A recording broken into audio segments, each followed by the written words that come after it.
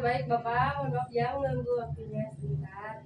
Assalamualaikum warahmatullahi wabarakatuh. Waalaikumsalam. Perkenalkan, nama saya Nengidri Stefani dari SMA Negeri 1 Nyarendung dari kelas 11 F3. Perkenalkan, nama saya Bapak Jopa dari SMA Negeri 1 Nyarendung dari kelas F3. Nama saya Lisnawati, saya dari SMA Negeri 1 Nyarendung, duduk di kelas 11 F3. Lanjut saja, kita sudah bersama narasumber dari Desa Cisitu, yaitu Bapak. Ya, nama saya Nur Yasin, selaku sekretaris desa di Cisitu. Apakah Bapak sudah siap untuk kami wawancarai terkait data penduduk Desa Cisitu saat ini? Insya Allah siap.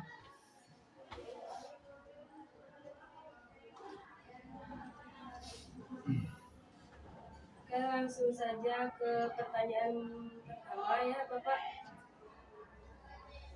Bagaimana sih perkiraan jumlah penduduk desa saat ini? Untuk desa Cisitu ya, saat ini penduduknya kurang lebih 4.998, hampir 5.000 sih di tahun 2024 ini. Nah, apakah ada rencana atau sudah melakukan sensus, survei lainnya untuk memperbarui data penduduk desa?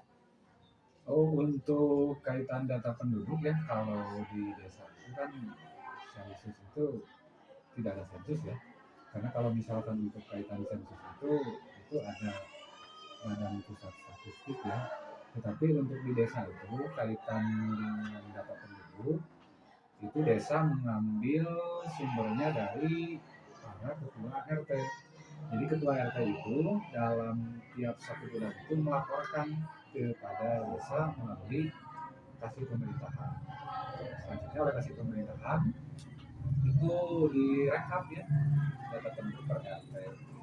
Jadi untuk mengetahui dalam 1 bulan itu berapa yang lahir, pindah, datang, dan meninggal. Jadi data penduduk itu kan sifatnya dinamis ya, jadi satu waktu bisa berubah untuk penambahan ataupun pengurangan, kira-kira seperti itu. Berapa persentase penduduk desa yang terdaftar dalam program jaminan kesehatan atau sosial pemerintah? Nah, untuk warga masyarakat di situ ini yang ikut ataupun masuk di kepesertaan jaminan sosial, kalau diperkirakan sekitar kurang lebih 70%-an, 70-75% lah, itu masyarakat sudah memiliki, ada yang BPJS KIS ya, ada juga yang ketenaga kerjaan, ada juga yang di kesehatan ya, JKN dan yang lainnya. Nah, baik Bapak, yang selanjutnya, apakah ada data tentang tingkat pengangguran di desa ini, dan apakah ada program atau kegiatan yang mendukung penciptaan lapangan kerja? Oh, ada ya untuk angkatan kerja ya, nah pengangguran ya. Jadi untuk angka pengangguran dengan warga masyarakat ya, terutama yang usia produktif. Jadi desa itu melalui dana desa ya, itu tiap tahun itu selalu ada intervensi ke arah sana, baik untuk di bidang pembangunan, itu ada pola padat karya ya, termasuk itu kaitan pemberdayaan, ada untuk warga masyarakat terutama usia produktif ya, yang sampai saat ini belum memiliki pekerjaan atau penghasilan tetap, itu ada intervensi dari desa melalui dana desa. Nah, untuk selanjutnya, bagaimana status migrasi penduduk desa, baik masuk maupun keluar desa dalam beberapa tahun terakhir? Kalau untuk migrasi penduduk ya, kalau di Cisitu itu tidak terlalu signifikan ya angkanya. Jadi rata-rata ya kalau misalkan dipresentasikan hanya sekitar berapa persen lah, kurang dari mungkin 10 sampai 12%. Jadi kebanyakannya ya tinggal di desa ya, jarang ada yang migrasi dari luar atau dari segala macam, jarang sih di situ. Eh, apakah ada peningkatan atau penurunan jumlah penduduk dalam beberapa tahun terakhir? Nah, kaitan untuk penambahan atau peningkatan penduduk, kalau pengurangan itu angkanya atau persentasenya rendah ya.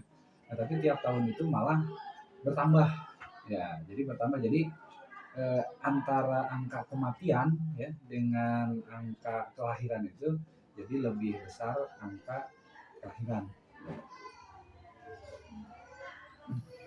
Apakah ada masalah kesejahteraan sosial yang dihadapi oleh penduduk desa seperti kemiskinan, pengangguran atau akses terhadap air bersih dan sanitasi? Apakah ada upaya untuk memperbaiki akses terhadap layanan tersebut? Nah, ya lagi-lagi itu kaitan untuk angka kemiskinan ya, terus lagi masalah sanitasi, casing gitu ya, dan lingkungan. Tiap tahun desa itu sesuai dengan peraturan yang ada ya, kaitan dana desa itu bahwa ada intervensi untuk ke arah sana ya, kaitan untuk terutama ini sanitasi ya, lingkungan, diantaranya ada pembangunan MCK ya, ada pipanisasi, ini kan termasuk ada juga kegiatan-kegiatan fisik lainnya yang bertujuan untuk menyelesaikan yang minimal beberapa permasalahan di desa, kaitan untuk kemiskinan ya di desa itu salah satunya intervensinya ada berupa bansos ya, bantuan, ada BLT desa, terus ada juga bantuan dari pemerintah terutama ini untuk sasaran untuk masyarakat yang tidak mampu ataupun miskin yang sudah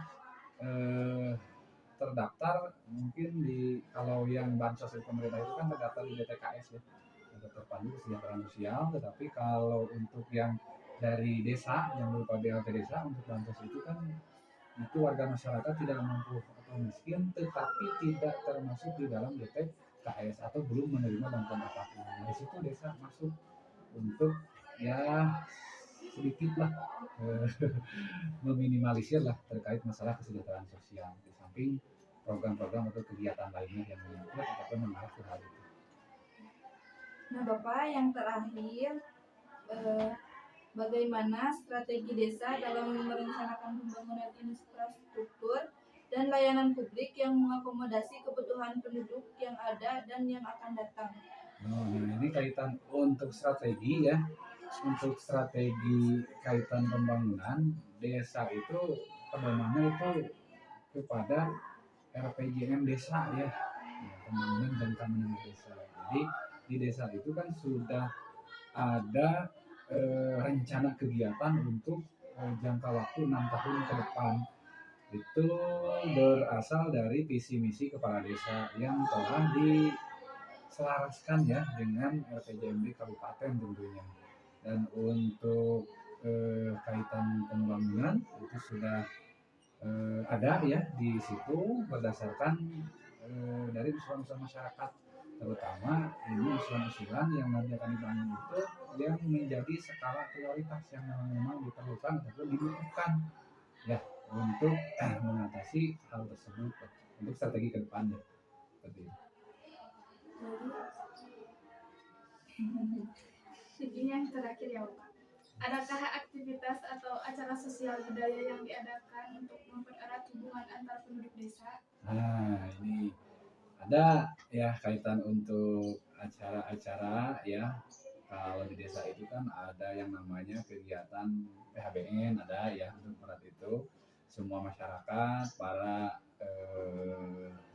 elemen masyarakat gitu kan ya di kaitan PHBN, termasuk ada PHBI juga ya, peringatan Hari Besar Islam, termasuk kegiatan-kegiatan lainnya terutama dengan pelibatan para anak-anak muda lah, kegiatan olahraga, ada sepak bola, ada voli ataupun kegiatan lain lah untuk mempererat tali silaturahmi ya antara pemerintah desa dengan masyarakat ataupun dengan unsur-unsur terkait. Itu tiap tahun ada lah kegiatan-kegiatan seperti itu. Mungkin itu aja ya Bapak, sedikit wawancara dari kami. Mohon maaf mengganggu waktunya Bapak. Oh iya, Terima nggak kasih apa-apa. banyak. Ya, sama-sama. Ya, wassalamualaikum warahmatullahi wabarakatuh. Waalaikumsalam.